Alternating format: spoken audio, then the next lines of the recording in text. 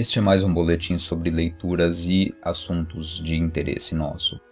Esse episódio trata do autismo, algo diferente de tudo que a gente tratou até então. E longe de ter qualquer ligação com a área de psicologia, psiquiatria e afins, o tema surgiu para mim via literatura. Pois é, depois de muito tempo eu parei para pensar em algumas figuras fora do eixo na literatura dos Estados Unidos, gente como Henry David Thoreau, o Herman Melville, o Sherwood Anderson e principalmente uma das minhas preferidas, a Emily Dickinson. Essa foi uma gente que viveu vidas reclusas e incompreendidas. A Dickinson é um caso de doer o coração porque ela tem um repositório de mais de 400 poemas, todos escritos no mesmo esquema ritmo e musicalmente perfeitos, como se fosse uma obsessão dela, como se fosse a única forma possível de fazer poesia. E tudo veio à tona quando ela estava morta, porque uma familiar sua descobriu os poemas dobrados em folhas bem pequenininhas dentro das suas gavetas e descobriu que a Emily era uma das criadoras da poesia do modernismo. Antes ela nem sabia que ela escrevia poesia, né? Para mim demorou muito para entender o que unia essa gente toda era o autismo, eram todos escritores autistas. A lista de mentes excepcionais transcende a área das letras, é claro. Você tem gente como Albert Einstein, o Henry Cavendish, que é um físico importante, o Charles Darwin, criador do darwinismo, Niels Bohr e por aí vai. São todos exemplos de autistas das ciências. Na música a gente tem o Mozart, que compôs sua sinfonia número 1 em Mi bemol aos 8 anos de idade, e é a música que nós estamos ouvindo desde o começo desse programa. O autismo, portanto, é de interesse para quem estuda as artes e outros produtos da criatividade humana. Ele também é um mistério até hoje para as ciências biológicas. Até 1919 não existia sequer uma palavra para designar esse fenômeno. Crianças autistas eram diagnosticadas em outros grupos, relegadas a regime de reclusão, sendo que muitas vezes isso só minava a capacidade inata que muitas traziam dentro de si. Se há uma coisa que aprendemos em um século de pesquisa sobre o autismo, é que ele não é uma desordem, ele não é uma deficiência. Antes ele é uma condição de desenvolvimento diverso atípico. Por isso que você não fala que fulano está com autismo, né? Como quem está com diarreia, como quem está com lepra. Não, fulano é autista. Isso o define, a configuração mental dele. O que confunde muita gente é que não existe duas pessoas autistas com as mesmas características, com as mesmas idiosincrasias. Há casos de crianças registradas que, como Einstein, aprenderam a falar perfeitamente aos 6 meses de idade. Outras, como a Temple Grandin, começaram a balbuciar as primeiras palavras aos 4 anos de idade. Com educação e apoio de médicos, professores e familiares, os autistas de boa parte do espectro têm grande chance de amadurecerem e se tornarem adultos plenos e ativos na sociedade. E a gente para pensar, quantas Emily Dickinsons e quantos Darwins não devem ter sido relegados a quartos, trancados, impedidos de se desenvolver.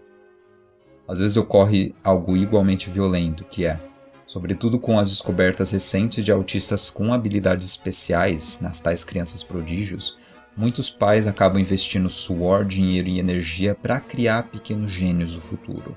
Isso causando um estresse imenso sobre seus filhos que, por fim, é uma forma de exercer violência por excesso de zelo.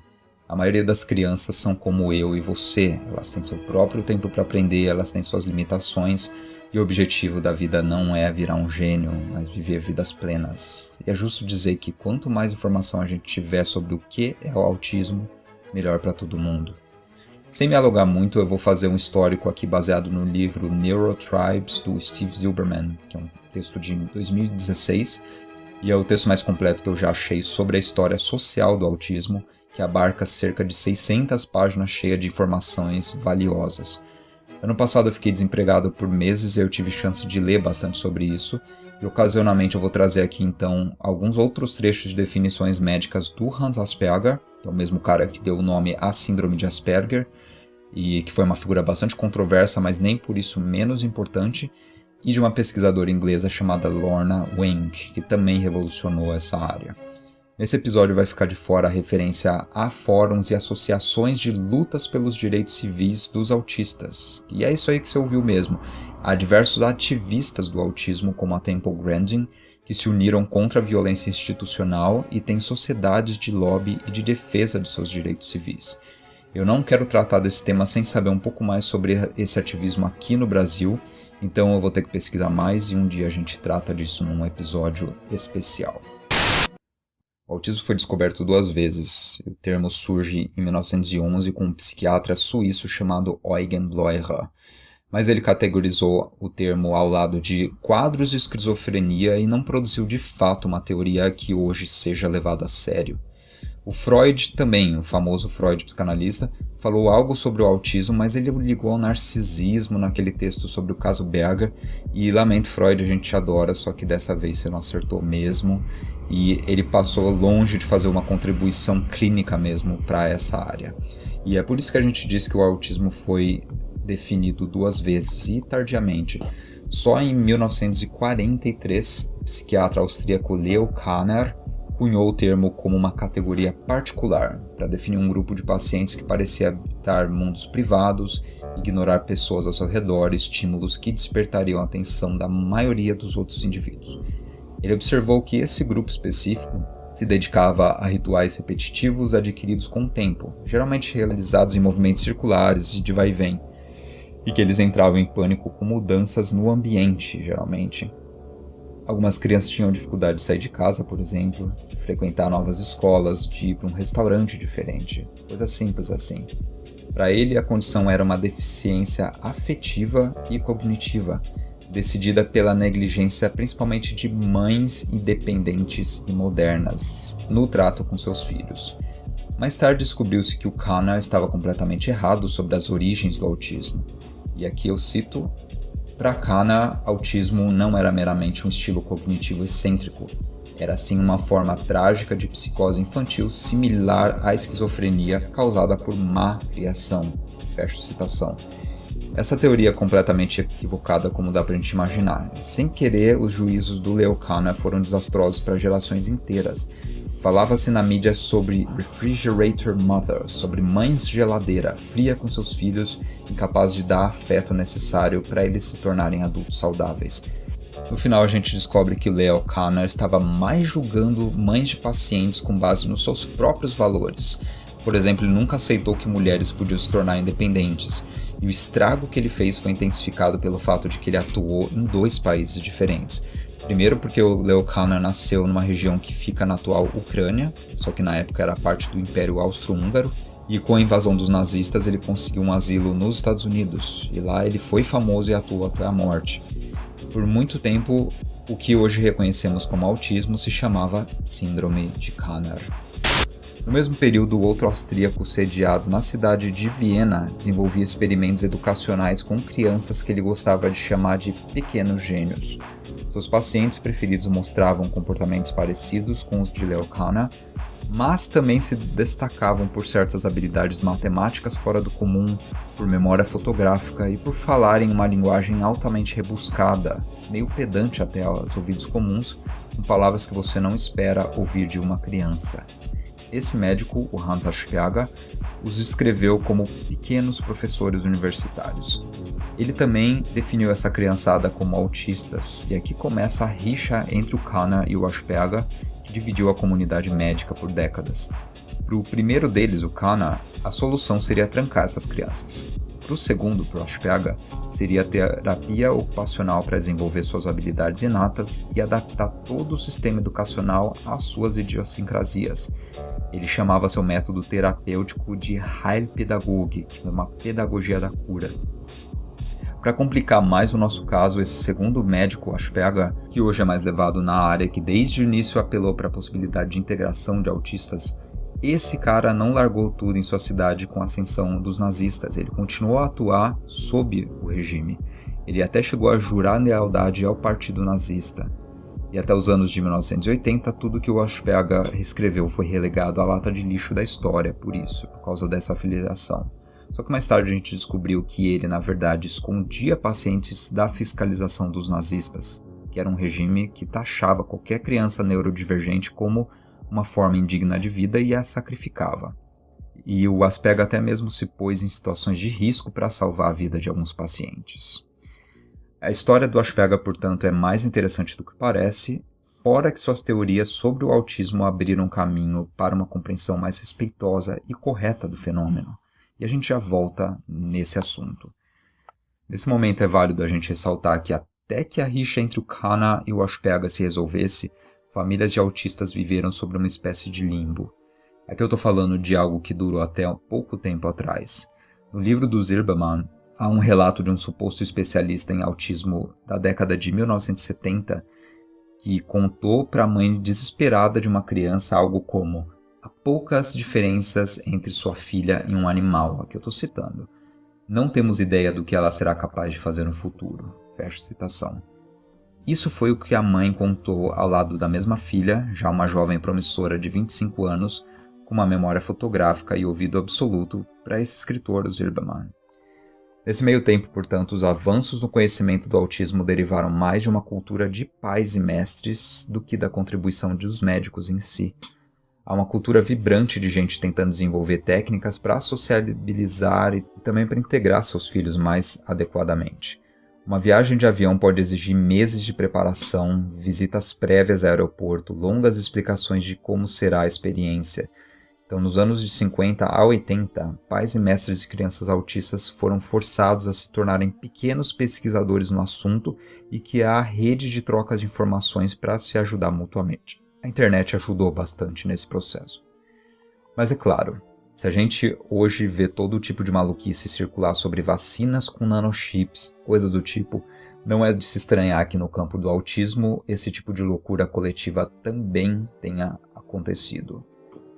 No capítulo 1, parte 4 do livro do Zilberman, ele conta alguns casos bizarros de tratamentos experimentais contra o autismo quando fóruns de internet tipo Yahoo se popularizaram. As pessoas já culparam vacinas infantis, já culparam glúten, já culparam falta de vitaminas, caseína e até leite materno para explicar a origem do autismo.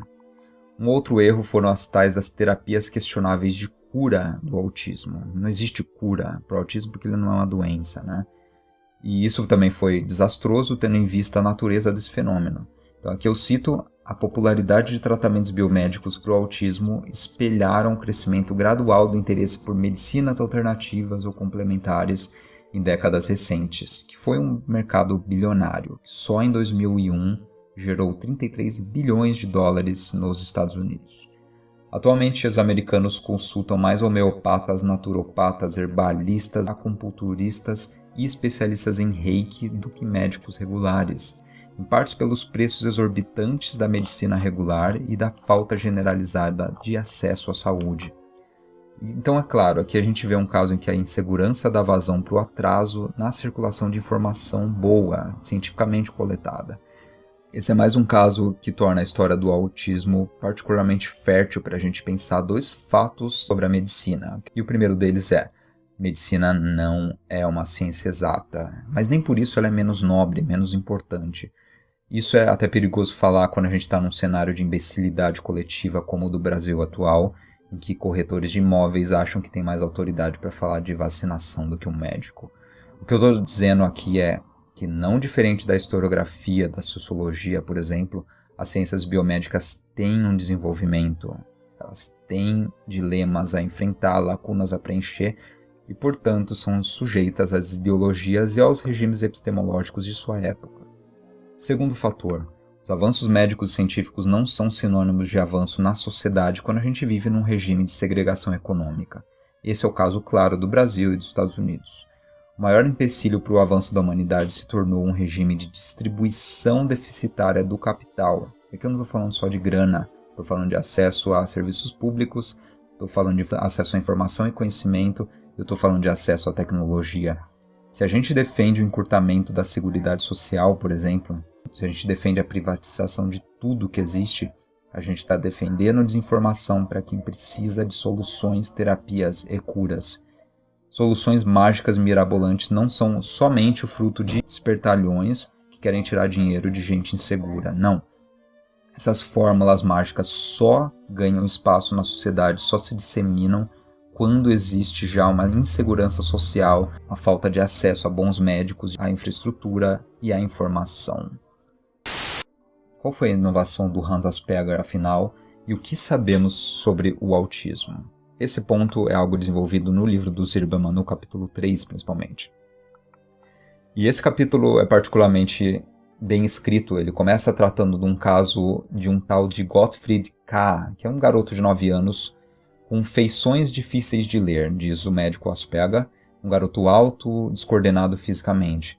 Na escola, julgavam ele como um idiota, mas a avó sabia que ele respondia como um adulto em certas ocasiões sociais. Ele era uma criança que cognitivamente funcionava muito bem, até melhor que outras crianças.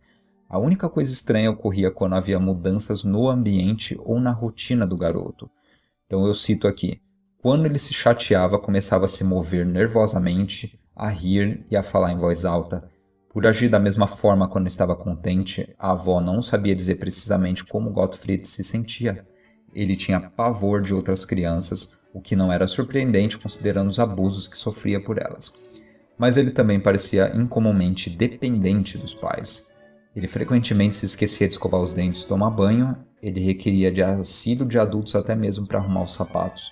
Ele tinha medos infantis perante coisas que a maioria dos garotos na sua idade ignoravam, como cães, barulhos altos, nuvens e o vento. Eu fecho a citação. O que a avó do Gottfried K. não sabia é que, naquela época, aquela clínica para onde ela estava levando o garoto era a única no mundo preparada para diagnosticá-lo de forma adequada. Era a clínica de Asperger. Viena era um centro de medicina muito importante, uma forte presença da comunidade judaica, inclusive. Foi na mesma Viena que o Sigmund Freud ganhou notoriedade com suas inovações no campo. O Asperger também foi inovador à sua própria maneira. Ele era o cabeça de uma clínica de um tal Erwin Lazar, que foi uma espécie de reformador social que idealizou o local mais como um centro de terapias educacionais, como ele gostava de definir, do que um hospital propriamente dito. Esse centro reunia crianças de diferentes faixas etárias em ambientes seguros e agradáveis, e elas eram instaladas lá, como quem vai para uma escola e um colégio interno, por exemplo. Em troca, a presença constante dessas crianças lá dava aos médicos chances únicas de anotar e analisar comportamento, que é algo inviável em sanatórios lotados em pessoais da época. O caso do menino Gottfried K. foi revelador, portanto. Observou-se que ele era um garoto altamente inteligente e articulado, só que ele tinha dificuldade de socializar. Ouvir de outra criança que ele estava equivocado em algo deixava ele extremamente nervoso. Ele não conseguia fazer mais nada se ele tivesse a consciência de que estava errado de alguma coisa. E a falta de regras bem estabelecidas e seguidas por todos também era outra coisa que o deixava nervoso, como se faltasse um ordenamento no mundo ao qual ele pudesse se agarrar. Ele se sentia num barco furado, quando não existiam regras bem delimitadas para as situações.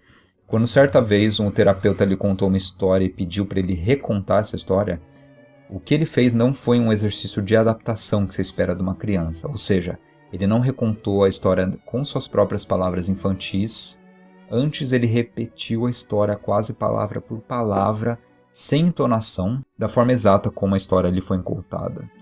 Por fim, exercícios em que ele tinha que usar a imaginação eram sempre um fracasso. Em um deles, a médica dava uma série de imagens que apresentavam figuras de um urso dançante.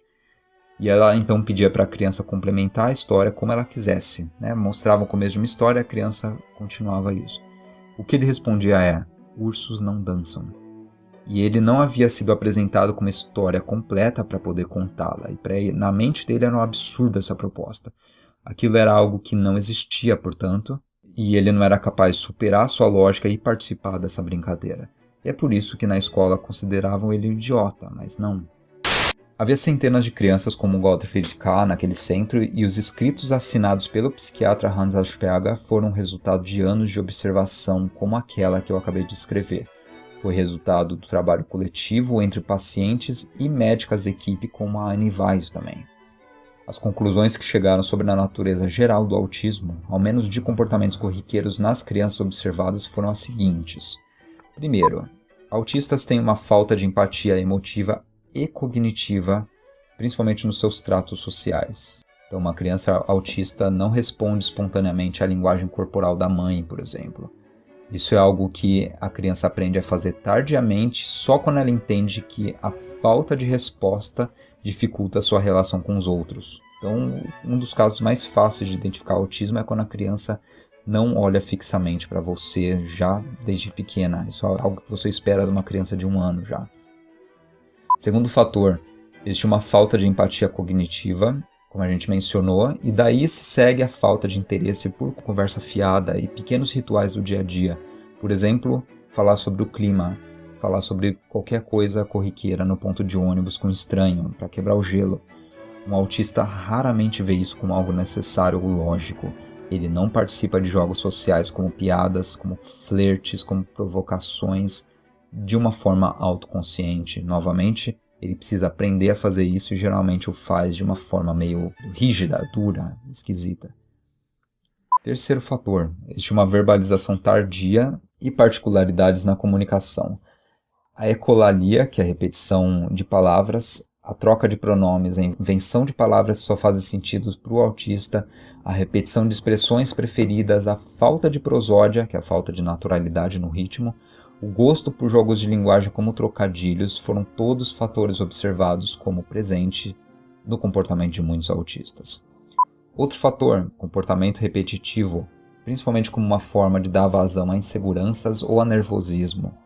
Outro fator, comportamento ritualístico. Então, observa-se muito em crianças pequenas o hábito de empilhar brinquedos numa ordem preferida, seja de tamanho, de cor, qualquer coisa do tipo, ou movimentos circulares com os dedos antes de a criança executar certas atividades. Às vezes o toque compulsivo em certas superfícies antes de ela fazer qualquer coisa, por aí vai. Último fator, existe um enfoque excessivo em certas áreas de interesse, com variações durante o desenvolvimento da personalidade. E é claro, é normal que uma criança se interesse por dinossauros em alguns anos do seu desenvolvimento, por exemplo. Só que o caso do autista é um pouco mais extremo do que isso.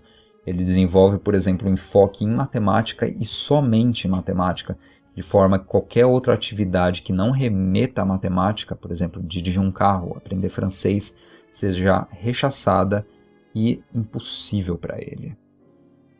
A última característica anotada foi aquela mais questionada por pesquisadores recentes, que é: autistas têm uma inteligência acentuada e uma maturação precoce. Aqui o Asperger errou porque isso não define autistas em geral, apenas uma parte pequena deles. Nem todo autista é uma criança prodígio, portanto. Existem autistas com desenvolvimento tardio e às vezes com cognição abaixo da média, ao mesmo tempo que eles apresentam todos os outros traços.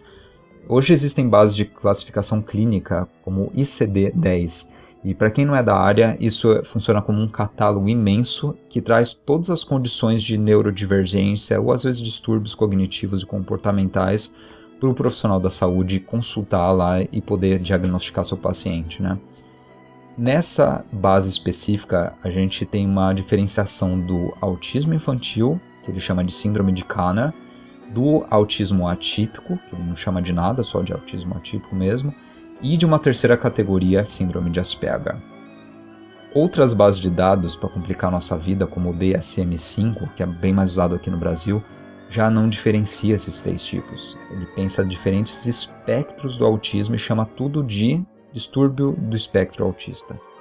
Então vocês veem que nem na comunidade médica existe um acordo geral sobre esse fenômeno.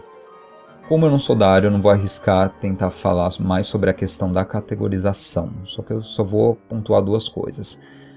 Existem outras 2 teorias que merecem menção aqui por sua genialidade e sua utilidade prática. A primeira é a obra da Lorna Wang, foi uma médica inglesa, uma mãe de uma criança autista não verbal, que diferentemente dos pacientes geniais do Asperger, foi uma criança que precisou de cuidados constantes e viveu a vida inteira encerrada no seu mundo pessoal.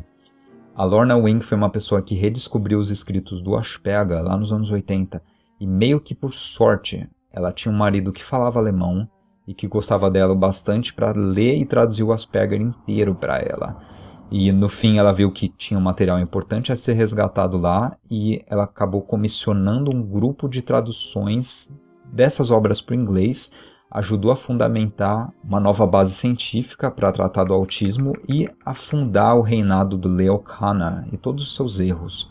E o texto central da Lorna Wang foi um artigo chamado Asperger Syndrome, A Clinical Account, de 1981. A partir disso, claro, ela lançou uma porção de livros. Só que é interessante aqui, esse texto inicial foi um artigo de 14 páginas que mudou toda a área, que mudou a vida de um monte de gente. E a Lorna Wang ela inovou também no modelo clínico, porque ela usou a metáfora do espectro do autismo. E isso é algo que você não espera na comunidade médica, porque usar metáforas para descrever o fenômeno é uma coisa um pouco científica, pouco objetiva, né? Que é um espectro. O autismo, segundo ela, funciona como um espectro de cores, com suas próprias matizes, com suas próprias gradações, e faz mais sentido a gente pensar ele no nível de interiorização da mente do autista do que falar em síndrome de Kanner, síndrome de Asperger, síndrome de sei lá o quê. Então existem diferentes níveis de interiorização. Mais intensa, menos intensa. Aqui, um espectro autista de nível 1, por exemplo, que é o que a gente chama de autismo funcional, é aquele em que a pessoa ela é capaz de desenvolver uma empatia cognitiva, por exemplo. Ela é capaz de trabalhar, de estudar e viver normalmente em uma sociedade, se ela tiver devido apoio terapêutico. Boa parte dos autistas se encontram aqui. Conforme esse nível de espectro aumenta, mais interiorizada se torna a mente do autista. Então, a filha da Lorna Wing, por exemplo, é uma autista de nível 3. Ela já não consegue nem falar, ela não desenvolveu verbalização. A definição do DSM-5, que eu mencionei anteriormente, toma por base esse modelo diagnóstico, de forma que a obra da Lorna Wing é obrigatória para quem trabalha nessa área hoje. A última inovação brilhante, e eu prometo que eu já vou acabar esse episódio, é do tal do Simon Baron-Cohen, aquilo que ele chama de teoria da mente. E a definição que ele dá é a seguinte: teoria da mente se refere à habilidade de inferir o que os outros estão pensando, ou o que os outros creem, ou o que os outros desejam, para explicar e predizer seu comportamento. Fecha citação. Baron-Cohen defende que autistas não têm uma teoria da mente tão clara em si. Essa é a diferenciação deles para outras pessoas. Então eles têm que se treinar e desenvolver uma teoria da mente com base na experiência. Eles não fazem isso por dedução, por intuição. E o exemplo que ele dá, eu adoro esse exemplo, é o teste da crença falsa, que consiste no seguinte: você tem um profissional de saúde que está acompanhando uma criança em uma sala e esse profissional mostra duas pessoas. Tem a Sally de um lado e a Anne de outro lado. Cada uma dessas mulheres tem uma cesta na sua frente. A tal da Sally deixa uma bola dentro da sua cesta e sai da sala. A Anne, por sua vez, ela pega essa bola que está na cesta da amiga e move para dentro da sua própria cesta. Nesse momento, o médico intercede e faz a seguinte pergunta: quando a Sally retornar e quiser sua bola, onde que ela vai procurar? A resposta correta, na sua própria cesta, se baseia na nossa representação da crença equivocada da Sally. É onde ela acha que a bola ainda está. A maioria das crianças de 4 anos de idade já passam nesse teste, elas respondem certo, né? Só que autistas, mesmo alguns que são crianças geniais no final da adolescência, elas vão se basear na realidade que elas próprias conhecem e elas vão assumir que a Sally buscará a bola na cesta da Anne, onde de fato ela está. Então eles não conseguem sair da própria posição e se pensar como a Sally. E aqui a gente observa a tal da empatia cognitiva, que já observada lá atrás nos testes do Hans Asperger e da Annie Weiss. A teoria da mente se provou como um método diagnóstico muito importante, né? Ele não é uma redefinição do autismo, ele só é uma forma de diagnosticar. E aqui a gente lembra da amplitude do trabalho dessa gente toda. Não basta você definir o que é esquizofrenia, o que é autismo, o que é qualquer outra coisa. Tem um trabalho enorme a se desenvolver em termos de testes a serem feitos, de métodos eficazes de diagnóstico e terapias. E antes de tudo a gente tem que ter essas teorias traduzidas e disponível, é claro. Acho que esse é o primeiro passo e é espantoso que fazendo uma busca por Hans Asperger num site tipo a Amazon, você não vai achar uma tradução dos seus textos para o português. Você só vai achar uns livros sensacionalistas sobre o médico nazista que criou teorias do autismo, que é um livro, aliás, eu cheguei a ler, cheio de informação falsa, tá? Isso ajuda a meter pavor em gente que está em busca de informação prática a respeito. E às vezes são pais confusos querendo saber mais sobre a realidade dos seus filhos.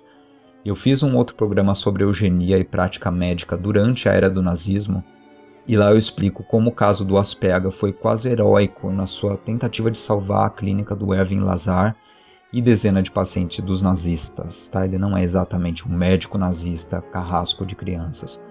Então, se você tiver interesse em traduções do Asperger, entre em contato com a gente pelo agregador do podcast ou no nosso site, que é o aetia.com.br. Eu estou falando com alguém que trabalha numa editora e a gente não descarta um dia traduzir o Hans Asperger integralmente para o português e lançar uma edição comentada. Na verdade, a gente só não fez isso até hoje porque faltou interesse do público e da comunidade médica, que a gente já contatou em partes.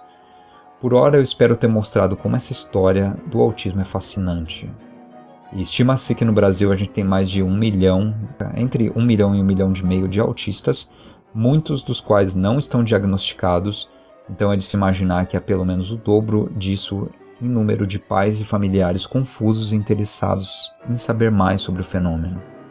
No agregador do podcast ou no YouTube eu vou deixar todas as referências biográficas que eu usei para desenvolver esse programa.